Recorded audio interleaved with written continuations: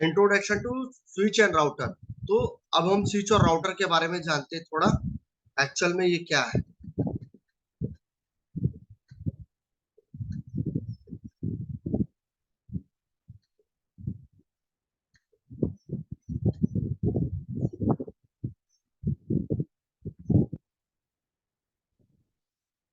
तो ये स्विच है आपका।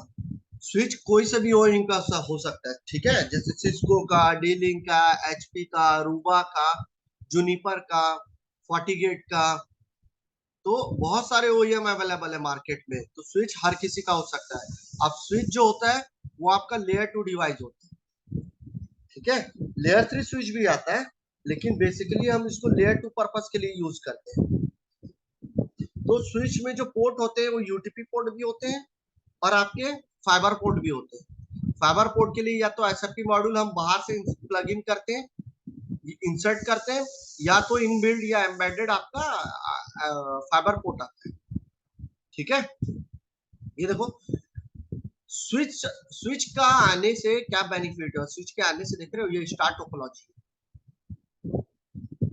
हर पीसी स्विच के अलग अलग पोर्ट से कनेक्ट है और आप सबका आपस में डेटा शेयरिंग होता है ना। फाइल शेयरिंग, डेटा शेयरिंग होता है। अब अगर कोई एक पोर्ट खराब हो गया, केबल खराब हो गया या पीसी खराब हो गया, तो इससे दूसरे को कोई इम्पैक्ट नहीं पड़ने वाला, सब प्रॉपर नॉर्मल फंक्शन करते रहेंगे। तो इसीलिए स्टार टोपोलॉजी बहुत फेमस है। ये RJ45 केबल है आपका, यूटीपी केबल बोलते हैं जिसे।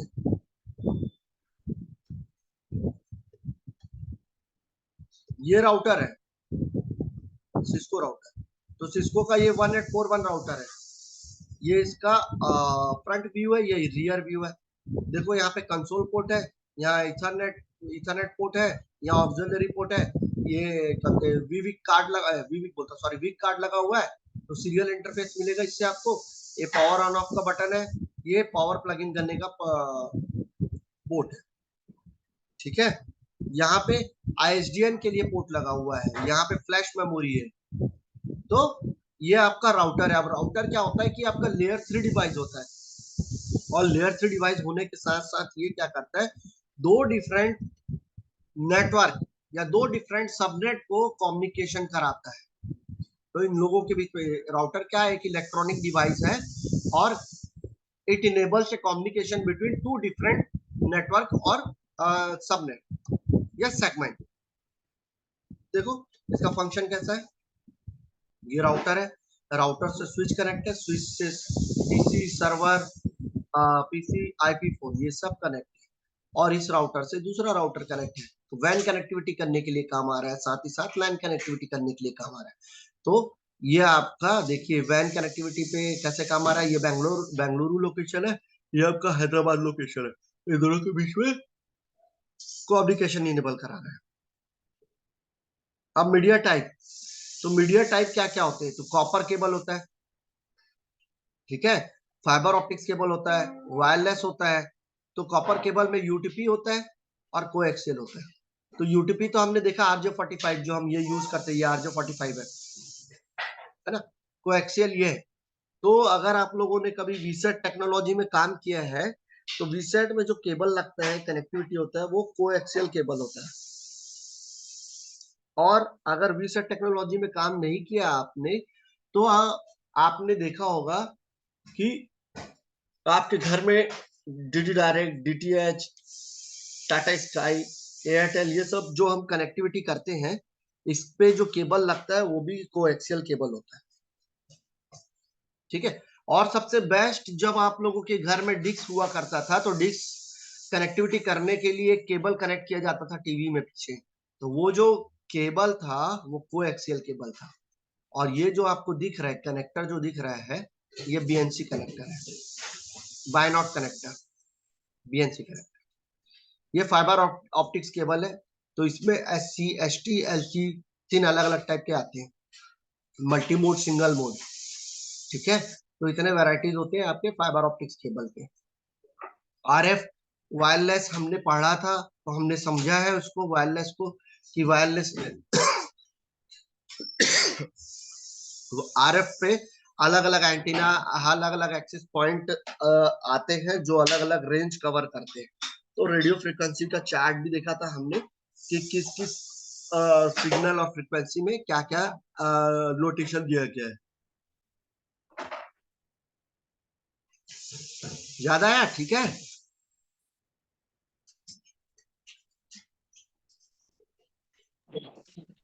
यूटीपी केबल क्या है? ये आपका यूटीपी केबल है और ये RJ45 कनेक्टर है। ये यूटीपी केबल है और उसके टॉप पे फ्रंट पे RJ45 कनेक्टर है। ठीक है। अब RJ45 कनेक्टर दो तरीके से होता है। एक कंपनी मैन्युफैक्चर्ड, देखो ये वाला जो केबल है इसमें जो टॉप लगा हुआ है कंपनी मैन्युफैक्चर्ड है। और ये जो देख रहे हो आप, ये आपका मैन मेड है। तो इसको क्रिम्प किया गया है और लगाया गया है। अब इस पे जो RJ45 केबल होता है उस पे पेयर पे आपके केबल होते हैं, blue white blue, brown white brown, green white green और ऑरेंज व्हाइट ऑरेंज। तो वो 8 केबल अलग अलग अलग अलग स्लॉट जो अंदर पे पिन होता है उस पिन पे लगा रहता है। ठीक है।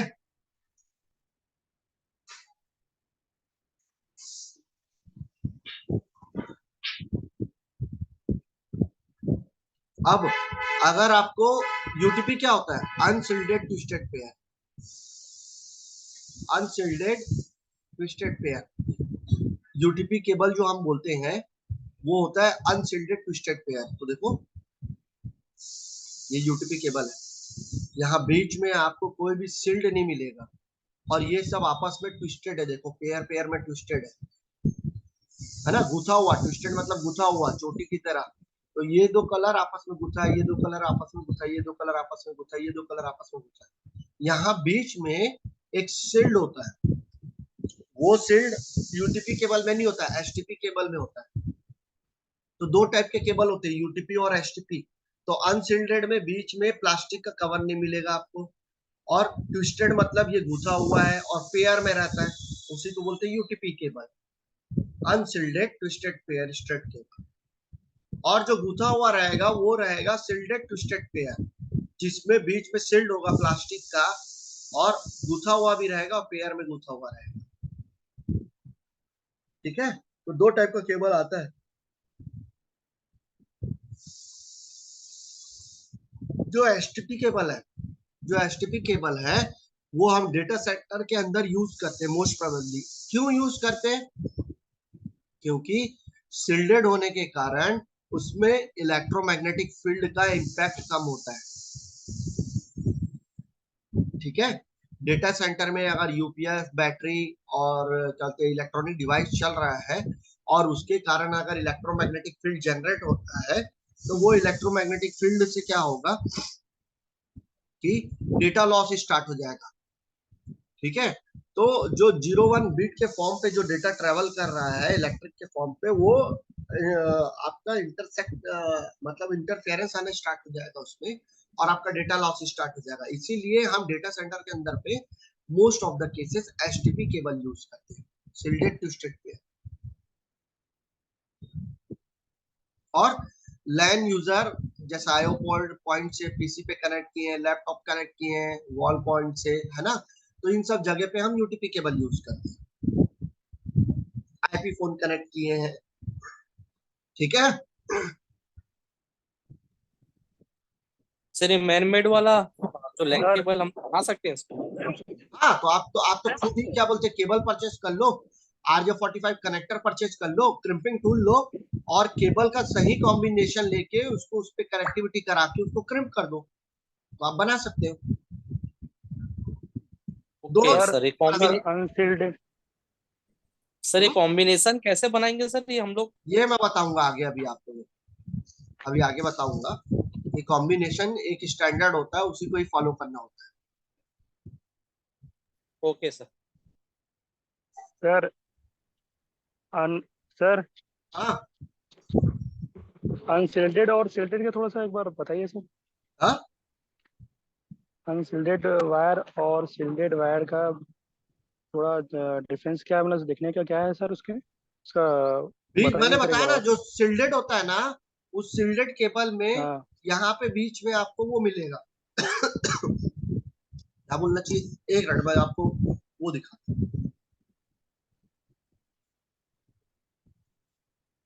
पहचानें कैसे?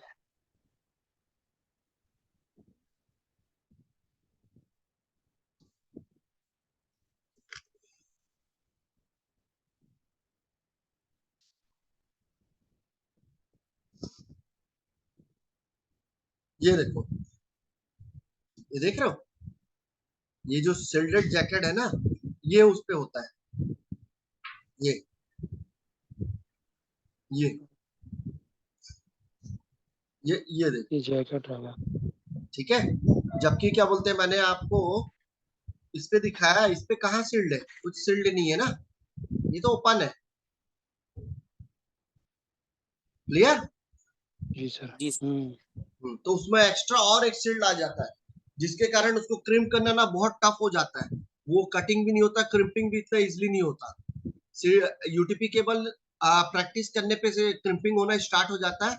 एचटीपी केबल क्रिम करना बहुत चैलेंज, इतना आसानी से नहीं होता। मार्केट में मिलता होगा ना सर फिर ये तो हाँ, आप तो बना नहीं मार्केट में सकते अपन? जाओगे तो क्या बोलते हैं, कंपनी मैन्युफैक्चर्ड जो सील्डेड और अनसील्डेड दोनों मिलता है। क्या? तो अनसिल्टेड हम लोग केबल बना सकते हैं, बट सिल्टेड केबल हम लोग नहीं बना सकते फिर? बना सकते हो, प्रैक्टिस करना पड़ेगा। सिल्डेड केबल नहीं उसके लिए बना भी अलग सकते, से सिल्डेड केबल को क्रिम करने का बात कर रहा हूँ मैं। सिल्डेड केबल हाँ, तो क्रीम आपको, करने के लिए, हाँ क्रीम, हाँ क्रीम। हाँ हाँ, क्रिम क्रीम करना, करने के चाहे लिए वो यूटीपी केबल हो चाहे एचटीपी केबल हो, दोनों को क्रिम चाहे वो। करने के लिए हाँ। आपको प्रैक्टिस करना जरूरी है। तो बहुत प्रैक्टिस के बाद में आप यूटीपी केबल को, मतलब अनसिल्डेड ट्विस्टेड पेयर केबल को क्रिम करना सीखोगे, और उसके डबल तिबल प्रैक्टिस के बाद में आप सिल्डेड ट्विस्टेड पेयर केबल को क्रिम्पिंग करना सीख पाओगे। हाँ जी सर। अब अगर आपको कोई बोलता है कि क्या बोलते लैन केबल बनाना है, लैन केबल बनाना है, तो यूटीपी स्ट्रेट केबल बनाना है आपको, है ना, सपोज, तो उसके लिए क्या करना पड़ेगा आपको, केबल के दोनों एंड पे, दोनों छोर पे, ए एंड और बी एंड पे ये कॉम्बिनेशन लगाना पड़ेगा।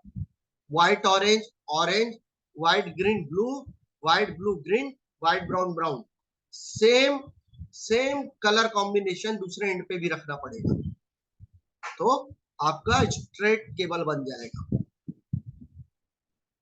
ठीक है, तो ये कॉम्बिनेशन आपको याद रहना चाहिए। स्ट्रेट केबल बनाने के लिए कॉम्बिनेशन क्या है, orange white orange, green white blue, blue white green, brown white brown, ये दोनों एंड पे जरा ये भी सेम कॉम्बिनेशन यूज करना पड़ेगा। सर कॉम्बिनेशन जरा भी चेंज हुआ तो नहीं बनेगा? हाँ, कॉम्बिनेशन चेंज कर दोगे तो R X T X change हो जाएगा। यहाँ पे देखो डायग्राम पे, ग्रीन व्हाइट टी एक्स है, ग्रीन टी एक्स है, orange orange white T X है, आर एक्स है, ऑरेंज आर एक्स है ना। बाकी बचा हुआ केबल में दो अर्थ के लिए काम आता है, बाकी अनयूज्ड होता है। तो कॉम्बिनेशन बिल्कुल फिक्स्ड है, क्योंकि टी एक्स ट्रांसमिट और रिसीव फिक्स्ड होता है।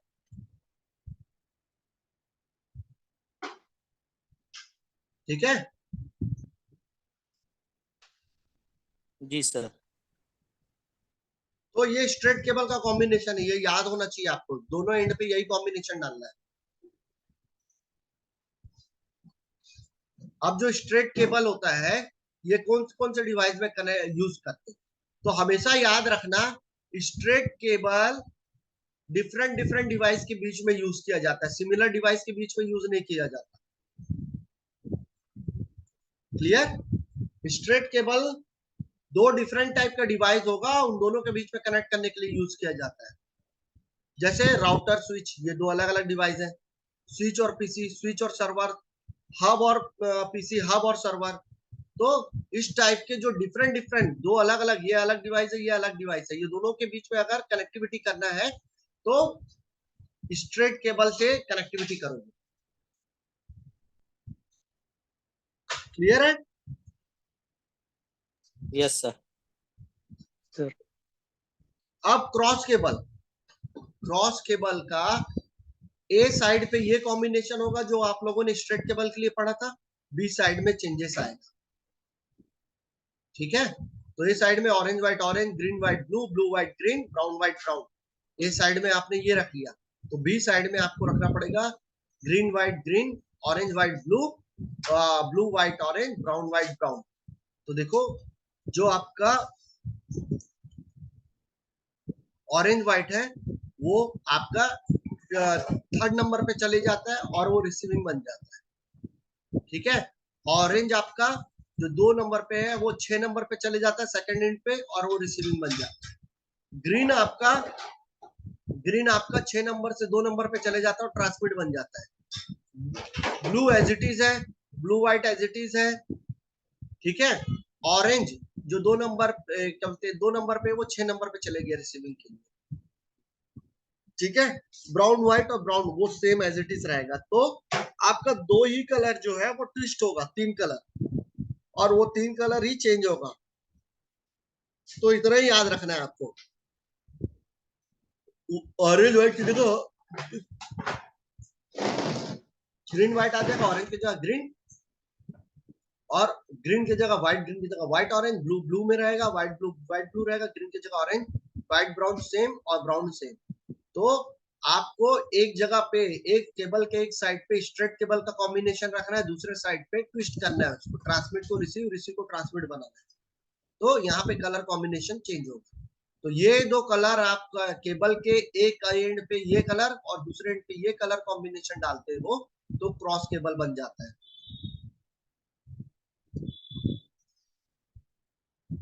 ठीक है। ऐसा क्यों करेंगे सर अपन? सर ऐसा भाई क्यों करेंगे अपन क्रॉस केबल?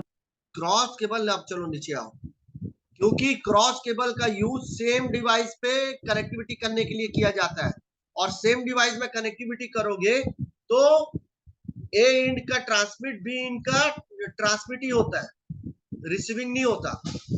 जबकि अलग अलग डिवाइस के बीच में ए इंड का ट्रांसमिट, बी इंड का रिसीविंग होता है। यही वो मेन इशू है जिसके कारण हम क्रॉस केबल यूज करते हैं और उसको ट्विस्ट कराते हैं, क्योंकि ये क्रॉस केबल सिमिलर डिवाइस के बीच में कनेक्टिविटी यूज करने के लिए किया जाता है। तो स्विच और स्विच के बीच कनेक्ट करते हैं क्रॉस ओवर केबल, हब और स्विच के बीच में, हब और हब के बीच राउटर और राउटर और पीसी और पीसी और पीसी। इंटरव्यूअर पूछता ही है और आपके एग्जाम में आता है राउटर और पीसी के बीच में क्यों करते हैं। ये दोनों तो डिफरेंट डिफरेंट डिवाइस है, लेकिन दोनों के बीच में जो निक कार्ड लगता है उनका बिहेवियर सेम ही होता है, तो दोनों एज ए सिमिलर ट्रीट करते हैं, ठीक है। जी सर। तो अभी डाउट क्लियर हुआ कि क्यों क्रॉस केबल बनाते हैं और सिमिलर टाइप के डिवाइसेस के बीच में क्यों यूज करते हैं, क्योंकि दोनों का ट्रांसमिट रिसीविंग सेम होता है। अगर अगर एक इंड का ट्रांसमिट दूसरे इंड पे रिसीविंग नहीं रहा तो डेटा लॉस हो जाएगा। अब मैं बड़ा सिंपल सा एग्जांपल लेता हूँ, मैं फोन में बात कर रहा हूँ, मैंने बोला तो आपको सुनाई देना चाहिए, हम दोनों एक साथ बोलेंगे तो क्या हम दोनों को सुनाई देगा क्या? नहीं देगा सर। हाँ, तो वही चीज है, सिमिलर चीज रहेगा तो क्रॉस होना चाहिए। तो एक अगर बोले तो दूसरा उसको रिसीव करे, दूसरा बोले तो उसको पहला रिसीव करे, क्लियर। इसी कारण से क्रॉस केबल बनाया जाता है, क्योंकि सिमिलर डिवाइस के बीच में ट्रांसमिट, ए एंड का ट्रांसमिट, बी एंड का भी ट्रांसमिट होता है। तो उसको ट्विस्ट करा, केबल को ट्विस्ट कर देने से क्या होता है, ए एंड का ट्रांसमिट, बी एंड का रिसीविंग बन जाता है। तो केबल में चेंजेस कर देते हैं। आप ऊपर पे देखो ना, जब हम स्ट्रेट केबल बना रहे थे तो इसका ट्रांसमिट इसका रिसीव था, इसका ट्रांसमिट इसका रिसीव था, इसका ट्रांसमिट इसका रिसीव था, इसका रिसीविंग इसका ट्रांसमिट था, इसका रिसीविंग इसका ट्रांसमिट था, ठीक है। तो स्ट्रेट केबल में ये पीसी था और ये हब था, दो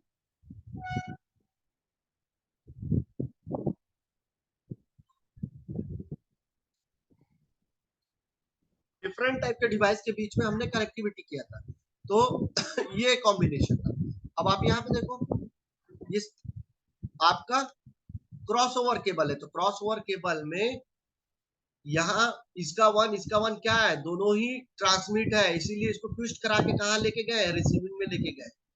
इसका ट्रांसमिट भी दूसरे नंबर पे ट्रांसमिट है, तो इसको ट्विस्ट करा के कहाँ लेके गए, रिसीविंग में लेके गए। इसका रिसीविंग भी सामने पे रिसीविंग था थर्ड नंबर पे, तो इसको भी ट्विस्ट करा के ट्रांसमिट पे लेके गए। ये दोनों तो सेम रहेंगे। इसका रिसीविंग भी सामने ट्रांसमिट रिसीविंग था, तो इसको भी ट्विस्ट करा के कहाँ लेके गए, ट्रांसमिट। क्लियर है? यही वो कारण है कि Yes, sir. केबल को ट्विस्ट करते हैं और जो सिमिलर टाइप का डिवाइस होता है उसमें क्रॉस केबल को यूज कराते हैं। तो जो इसका ट्रांसमिट है वो रिसीविंग में कन्वर्ट हो जाता है और जो इसका रिसीविंग है वो ट्रांसमिट में कन्वर्ट हो जाता है। Clear? Yes sir. Yes, sir. ये स्पेशल केस है, डरना नहीं। राउटर और पीसी के बीच में क्रॉस केबल लगता है क्योंकि इन दोनों का जो इंटरफेस या निक कार्ड होता है उसका बिहेवियर सेम होता है, ठीक है, जिससे वो ट्रांसमिट रिसीविंग सेम हो जाता है। इस कारण से यहाँ भी क्रॉस केबल लगता है। तो इंटरव्यूअर पूछता ही है और आपके सीसीएनए के एग्जाम में आता है।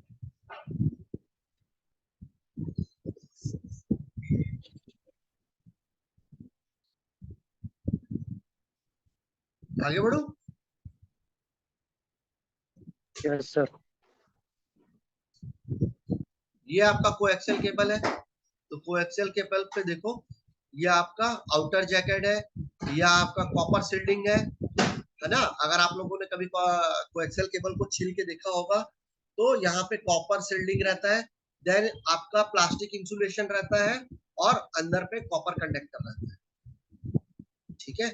हाँ, तो ये आप इसको इस वे पे देखिए, 3D वे पे, और इसको देखो आप उसको वर्टिकली चेक देख रहे हो तो आपको इस तरीके से दिख रहा है। क्लियर है? टीवी पे यूज होता है आज के डेट में, वीसेट कनेक्शन के लिए, लैन मैन के लिए यूज होता है, और इसका जो डिस्टेंस कवर करता है ये डेटा ट्रांसमिट करने के लिए 300 200 से 500 मीटर का था।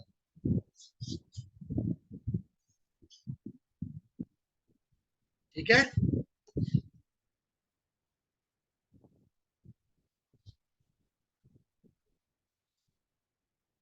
ये बीएनसी कनेक्टर है, कोएक्सियल केबल का कनेक्टर टाइप होता है, इसको बोलते हैं। ये जो टाइप दिख रहा है ये बीएनसी कनेक्टर है, ये वाला टाइप एन टाइप कनेक्टर है, ये वाला कनेक्टर एफ टाइप कनेक्टर है। क्लियर? ध्यान रहेगा? Yes sir. Sir coaxial cable अभी यूज नहीं होता ना सर इधर ज्यादा? कोएक्सियल केबल कहाँ यूज होता है आज के डेट में? तो वीसेट टेक्नोलॉजी भी बंद हो रहा है। आरएफ जी जो है, सर। आरएफ अपना मार्केट कैप्चर कर लिया है, रेडियो फ्रीक्वेंसी। तो हम तो उससे ज्यादा दूर दूर के डिस्टेंस के लिए भी एंटीना लगा के ट्रांसमिट रिसीविंग कर लेते हैं डेटा को, है ना। फाइबर केबल, तो फाइबर केबल जब आया तो यूटीपी केबल से भी और ज्यादा डिस्टेंस ट्रेवल करता है, ये तो 2 से 60 किलोमीटर तक का डिस्टेंस ट्रेवल कर लेता है। तो यहाँ एक्चुअल में फाइबर केबल में लाइट के फॉर्म पे डेटा ट्रेवल होता है, जबकि यूटीपी केबल में इलेक्ट्रिक के फॉर्म पे डेटा ट्रेवल करता है, 01 बिट के फॉर्म पे, इलेक्ट्रिकल सिग्नल के फॉर्म पे डेटा ट्रेवल करता है। फाइबर केबल में आपका डेटा जो ट्रेवल करता है वो लाइट के फॉर्म पे ट्रेवल करता है, ठीक है।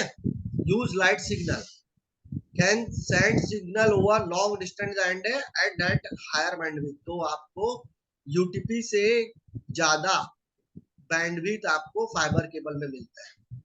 क्लियर? और इसका डिस्टेंस देखो, अगर यूटीपी केबल आपका क्या बोलते हैं 500 मीटर 100 मीटर कवर करता है, तो आपका फाइबर केबल 2 से 60 किलोमीटर कवर करता है।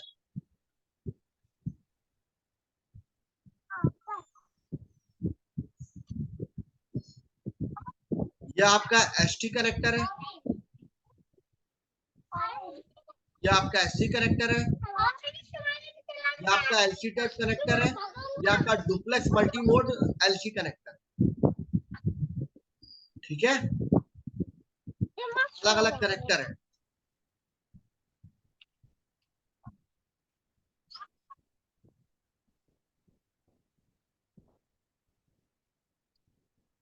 तो आज के डेट में आप देखो, पहले कोएक्सियल केबल से क्या बोलते हैं, आपके घर में इंटरनेट क्या बोलते हैं वो डीटीएच ये और ये सब कनेक्टिविटी होता था। आज के डेट में फाइबर कनेक्टिविटी करते हैं, तो आपके टीवी में जाके डायरेक्ट फाइबर टर्मिनेट कर देते हैं। जो ब्रॉडबैंड मॉडम आता है वो भी आजकल फाइबर आता है, तो मॉडम में भी फाइबर टर्मिनेटेड रहता है। तो आपका स्पीड भी बढ़ गया, आपका लाइट पे ट्रेवल कर रहा है और हायर स्पीड मिलता है लो कॉस्ट।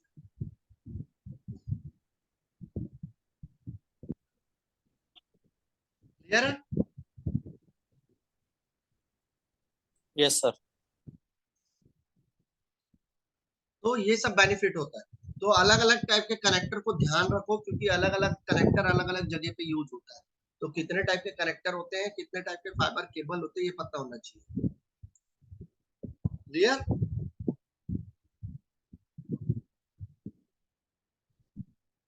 वायरलेस लैन के बारे में हमने पहले बहुत ज्यादा डीप में पढ़ ही चुके हैं, है ना। राउटर है, ये स्विच है, स्विच से आपका एक्सेस पॉइंट कनेक्ट कर दिए, एक्सेस पॉइंट से अलग अलग क्या बोलते हैं जो रिसीवर है वो सब वाईफाई सिग्नल के थ्रू कनेक्टिविटी पे, करेक्ट। तो यहाँ पे आरएफ सिग्नल का यूज होता है, तो वायरलेस कनेक्टिविटी करते हैं हम इस पे। अब जैसे लैन सेटअप करना है, तो 4 पीसी आपके पास, एक स्विच है, तो सब एक सबनेट पे अगर आईपी आपका असाइन है, तो ये पूरे के पूरे एक सबनेट नेटवर्क से बिलोंग करेंगे। देखो जैसे 192.168.1.24 नेटवर्क से बिलोंग कर रहे हैं, उसी सबनेट से हम सबको आईपी एड्रेस देते हैं, क्योंकि ये लैन पे है। तो आप इसको आपस में पिंग फॉर्म करोगे, तो बाय डिफॉल्ट स्विच में, सिस्को के स्विच में VLAN 1 होता है, सब पूरे पोर्ट VLAN 1 पे एसोसिएट रहते हैं, तो आप एक दूसरे को पिंग कर पाते हो।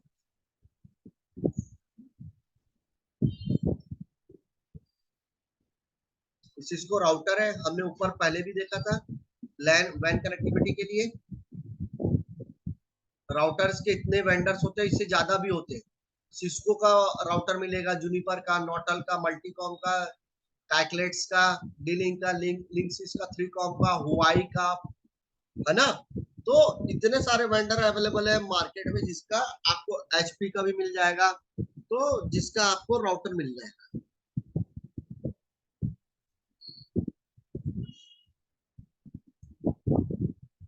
क्लियर? Yes sir. जी सर।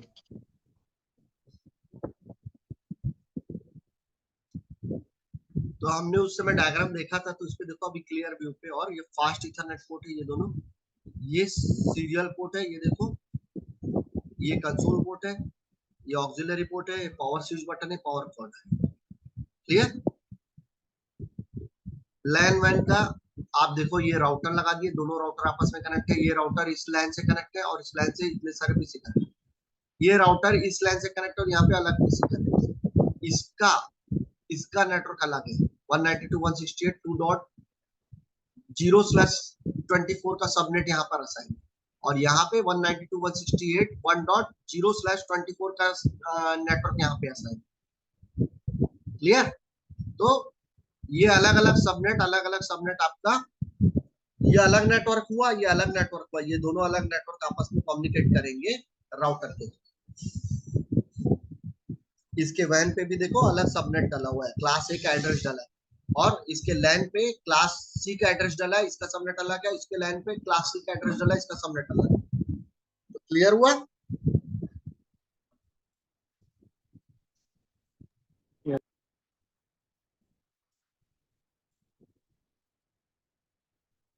तो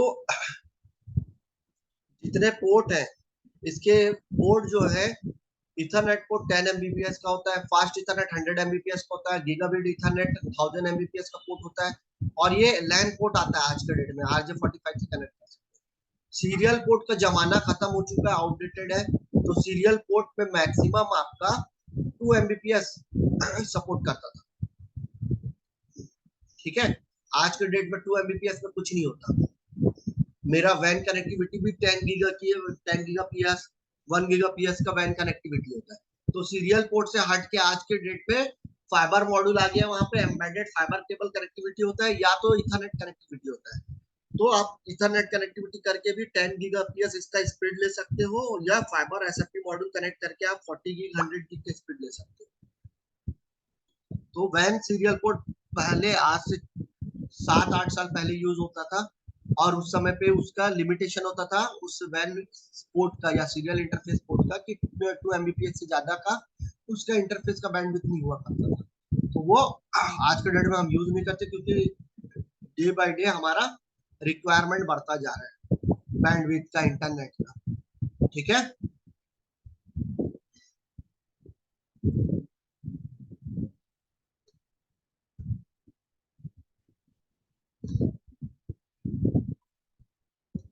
कंसोल पोर्ट, तो ये देखो ये 800 सीरीज राउटर है। इस पे कंसोल पोर्ट से, यहाँ पे कंसोल पोर्ट है राउटर पे, उसको हम पहले कंसोल केबल ऐसा आता था, आज से 10 साल 15 साल पहले कंसोल केबल इस तरीके का आता था। एक एंड पे RJ45 होता था, दूसरे एंड पे RS232 पोर्ट हुआ करता था। तो पहले पीसी या लैपटॉप में कॉम पोर्ट होता था। आज के डेट में ना पीसी में ना लैपटॉप में किसी में भी कॉम पोर्ट नहीं आता। तो पहले आज से 10 साल पहले जो कंसोल केबल आता था वो कॉम पोर्ट आपके लैपटॉप या पीसी के कॉम पोर्ट में जाके कनेक्ट होता था एक एंड, और दूसरा एंड RJ45 होता था, वो राउटर में जाके कनेक्ट होता था। उसके बाद विंडो 9 और विंडो एक्सपी में अपना हाइपर टर्मिनल ओपन होता था, और उस पर जाके हम कंसोल लेके कॉन्फ़िगरेशन करते थे। आज के डेट में हाइपर टर्मिनल ओपन नहीं होता, हम पुट्टी यूज करते हैं, मोबा एक्सट्राम यूज करते हैं, है ना। तो इस टाइप के मल्टीपल यूटिलिटी सॉफ्टवेयर है कंसोल लेने के लिए, उसको यूज करके हम उसको कंसोल पे लेके कॉन्फ़िगरेशन करते हैं। ठीक है। फिर एक मिड एज आया। मिड एज में क्या होता था कि कॉम पोर्ट से यूएसबी कन्वर्टर आने लग गया, क्योंकि हमारे लैपटॉप और पीसी में यूएसबी पोर्ट होता था।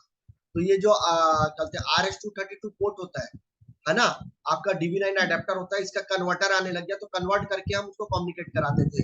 और आज के डेट में ये टोटली खत्म हो गया है, क्योंकि console cable one side USB होता है और सेकंड एंड पे RJ45 होता है।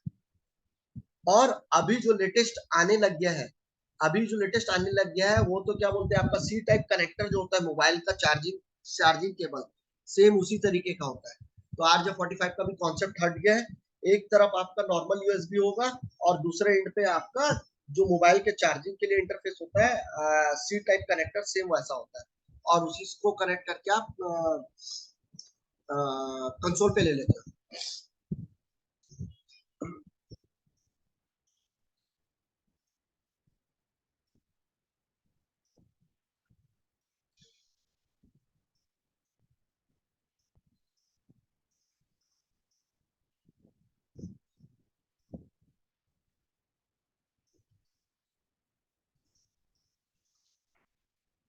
ठीक है। Yes sir. तो हमने देख लिया राउटर का समरी, पूरा स्पेसिफिकेशन, कहाँ पे क्या क्या होता है, ये सीरियल है, ये फास्ट इथरनेट है, ये कंसोल है, ये ऑक्सिलरी है, ये पावर बटन है, ये पावर बटन। तो ऑक्सिलरी एक चीज और है, पहले आज से 10 साल पहले ऑक्सिलरी पोर्ट होता था राउटर में, क्योंकि इस राउटर को मॉडेम से कनेक्ट कर देते थे, और मॉडेम आईएसपी से कनेक्ट रहता था, जैसे लीज लाइन है, एमपीएलएस लाइन है, एमएलएन सर्किट है, उसके थ्रू कनेक्टिविटी होता था, और रिमोट मॉडेम से राउटर को कॉन्फ़िगरेशन करने का ऑप्शन आता था, जो वल्नेबल हुआ करता था। तो आज के डेट में ऑक्सिलरी पोर्ट होता ही नहीं है। ठीक है। सीरियल इंटरफेस मैंने बताया, सीरियल इंटरफेस ये है, इसका बैंडविड्थ लिमिटेड था 2 Mbps का, इसलिए आज के डेट में ये यूज नहीं होता, ये हट चुका है। आईएसडीएन बीआरआई पीआरआई लाइन के लिए हम लिया करते थे, एज ए बैकअप लाइन लिया करते थे, जिसमें 64 चैनल होता था, और उसमें बेसिक रेट इंटरफेस और प्राइमरी रेट इंटरफेस दो चीज चलता था। बेसिक रेट इंटरफेस पे आप डेटा चैनल यूज करते थे, और पीआरआई लाइन पे, प्राइमरी रेट इंटरफेस पे आप वॉइस कम्युनिकेशन कराते हो।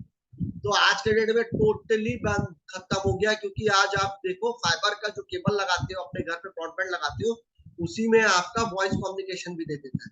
तो आप इंटरनेट लगाते हो तो क्या बोलते हैं, वो इंटरनेट क्या वोल्टी का काम करता है, और आपके डेटा पैक से ही कहते हैं डेटा कम्युनिकेशन भी हो जाता है, वॉइस कम्युनिकेशन भी हो जाता है।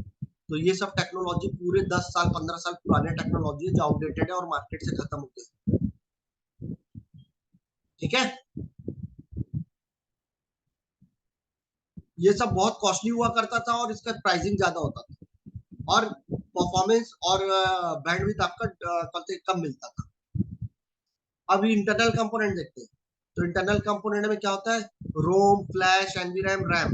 तो जैसे हमारे कंप्यूटर में होता है ना, बायोस मेमोरी होता है ना, वैसी सेम यहाँ पे रोम होता है, जिसमें बायोस में क्या होता है, आपके परमानेंट फिक्स्ड प्रोग्राम होता है ना, रैंडम ओनली मेमोरी होता है ना, वो रीड ओनली मेमोरी। बायोस में जो कहते हैं बूट करने के लिए प्रोग्राम डाला हुआ रहता है, उसको आप कभी इरेज नहीं कर सकते ना, वो तो कंप्यूटर के बायोस मदरबोर्ड में बायोस में होता है। सेम राउटर क्या रोम मेमोरी होता है। फ्लैश मेमोरी मतलब राउटर के केस में फ्लैश मेमोरी बोला जाता है, और वो पीसी और सर्वर में बोलोगे तो वो हार्ड डिस्क होता है। ठीक है, यहाँ पे फ्लैश मेमोरी का साइज कम होता है, जैसे देखो 64 MB 128 MB, तो ऐसे छोटा अमाउंट में आपको हार्ड डिस्क मिलता है, फ्लैश मेमोरी मिलता है।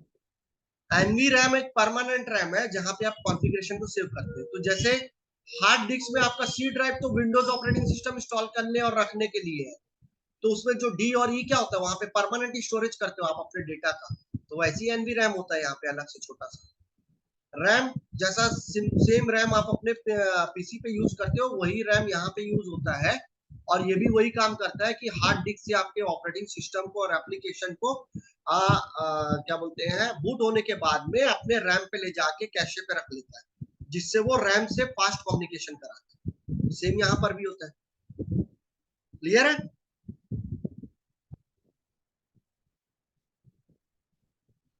इसके इंटरनल कंपोनेंट पे कोई डाउट है?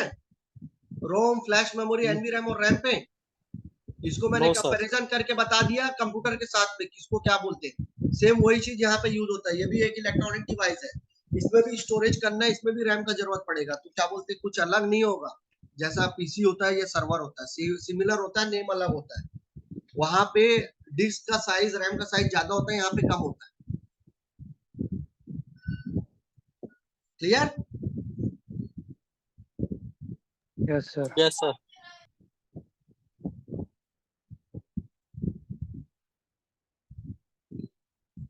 तो राउटर का बूटिंग प्रोसेस देखते हैं। तो बूटिंग प्रोसेस में क्या होता है, हर इलेक्ट्रॉनिक डिवाइस क्या करता है, पावर ऑन सेल्फ टेस्ट करता है। पूरे जितने हार्डवेयर में पेरिफेरल्स होते हैं इलेक्ट्रॉनिक डिवाइस में, वो पहले बूट होता है और एक एक डिवाइस को चेक करता है, और उसका ओके का मैसेज डिस्प्ले पे देता है, ब्लैक डिस्प्ले पे, या एरर आता है तो एरर बताता है या बीप करने लगता है। तो वो आपका पोस्ट प्रोसेस हो गया, है ना। तो पोस्ट प्रोसेस अगर सक्सेसफुल हो जाता है, पूरा हार्डवेयर पेरिफेरल चेक हो जाता है, तो वो रिक्वेस्ट आपका रोम में चले जाता है। रोम में क्या होता है, रोम मैंने बताया था कि बायोस की तरह है। तो रोम में क्या है, बूट होने के लिए प्रोग्राम रखा रहता है। तो राउटर का बूट होने के लिए आपका प्रोग्राम रखा हुआ है, तो वो बूट कराता है वहां से। फ्लैश मेमोरी में आपका आईओएस फाइल रखा रहता है। तो बूट जो यहाँ पे एम्बेडेड प्रोग्राम है, उसके थ्रू वो फ्लैश मेमोरी पे चला जाता है। फ्लैश में रखा हुआ, हार्ड डिस्क में रखा हुआ जो आपका आईओएस फाइल है, उसको वो लोड करता है, और लोड करने के बाद में जो आपका, जैसे एनवीरम में आपका कॉन्फ़िगरेशन फाइल रखा हुआ है, उसको वो फ्लैश मेमोरी से एनवीरम में जंप करेगा, और वहां पर से आपका जो कॉन्फ़िगरेशन है उसको उठा के रखेगा और उसको रैम में लेके चला जाएगा। तो ये आपका बूट प्रोसेस होता है।